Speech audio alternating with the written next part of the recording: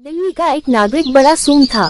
वह अपने परिश्रम और कृपणता के कारण रत्नों का एक बड़ा कोष संग्रह किए हुए था। वह उन रत्नों को एक ऐसी साधारण संदूक में छिपा कर रखे हुए था कि जिससे देखने वाले को उसमें रत्न होने का भ्रम न हो सके। उसका घर भी साधारण गृहस्थों के समान कच्चा और टूटा फूटा हुआ था। भला ऐसे भव्य मकान में रत्न होने की कौन संभावना कर सकता था। दैवात एक दिन मध्य रात्रि में उसके घर में आग लगी। कंजूस उस आग को बुझाने की कोई तरकीब न देखकर कुछ साधारण वस्त्रों को लेकर घर से बाहर निकल आया। ये वस्त्र उसके रोजमर्रा के काम आने वाले थे। घर जलने की चिंता में बेचारा कंजूस छाती पीट पीट कर रुदन करने लगा। उसके रोने का शब्द सुन और आग की लपट देखकर उसके अड़ोस पड़ोस के बहुतेरे आदमी एकत्र हो गए। उन आदमियों में एक लोहार भी था। लोहार ने कंजूस को फटकारते हुए कहा, इस साधारण झोपड़े के लिए तू इतना रुदन क्यों कर रहा है? इसमें तेरा कौन सा बड़ा नुकसान हो जाएगा? सूम बोला, भाई तू झोपड़ा जलता देखता है और मैं अपने रत्नों को जलते देख रहा हूँ। फिर तू ही बता कि क्यों कर न रोऊं। लोहार ने कहा, वो धन कहाँ और किस चीज में रखा हुआ है? तब सूमड़ा उंगली से बगल की एक कोठरी दिखलाते हुए बोला, उसी कोठरी में एक काठ की पुरानी संदूक रखी हुई है जिसमें 7 लाख के जवाहरात बंद हैं। लोहार ने कहा, यदि मैं उन जवाहरातों को बाहर निकाल लाऊंगा तो अपने मनमानी जवाहरात तुझे दूंगा और बाकी मैं लूंगा। सर्वस्व जाता देख कंजूस ने उसकी बात मान ली। लोहार अग्नि से बचने की तरकीब जानता था, इसलिए उस जलती हुई आग में साहस कर कूद पड़ा और कोठरी में पहुंचकर उस संदूक को बाहर निकाल लाया। इस प्रकार पिटारी को अपनी बगल में रखकर अग्निकांड देखने लगा। थोड़ी देर बाद जब अग्नि का वेग घट गया और लोगों के हृदय में शांति आई तो पिटारी का मामला उपस्थित हुआ। जिस वक्त लोहार और कंजूस ने ऐसी शर्तें तय की थी, उस समय लोहार ने एक और चालाकी की थी।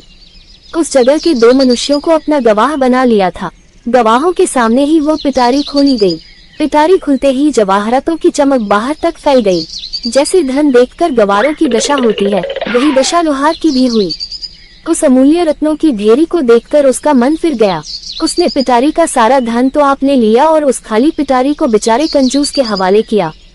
कंजूस लोहार की अनीति देखकर बहुत चकराया और गिड़गिड़ा कर उससे कहने लगा, भाई आधा धन मुझे दो और बाकी आधा आप ले लो, इसमें मेरी राजी है। लोहार डांट कर बोला, क्या पहले मेरे तेरे बीच ऐसी शर्त पक्की नहीं हुई थी कि मैं तुझे अपनी मनमानी दूंगा? अब चू चपल क्यों करता है?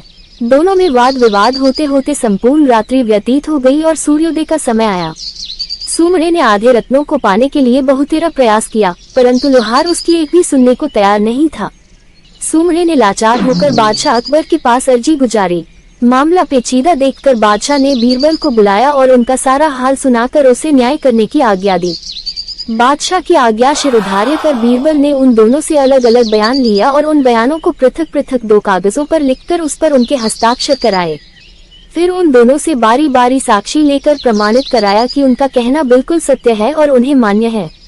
तब बीरबल ने पहले पहल लोहार से पूछा, तुमको इसमें से क्या क्या लेना मंजूर है? लोहार बोला, मेरी इच्छा जवाहरात लेने की है।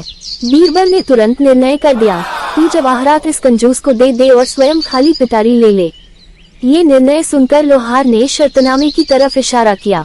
बीरबल बोला, तू पहले ही अपनी शर्तों में लिख चुका है कि मैं अपनी मनमानी दूंगा, तो तेरे मन में जवाहरात लेने का है, अतः तेरी जबान से ही निर्णय हो गया। अब जवाहरातों को इसे देकर आप खाली पिटारी लेकर चला जा। इस प्रकार लोहार के हाथ खाली पिटारी लगी और कंजूस सानंद जवाहरातों को लेकर घर लौटा। लोहार की मनमानी उसे ही महंगी पड़ गई।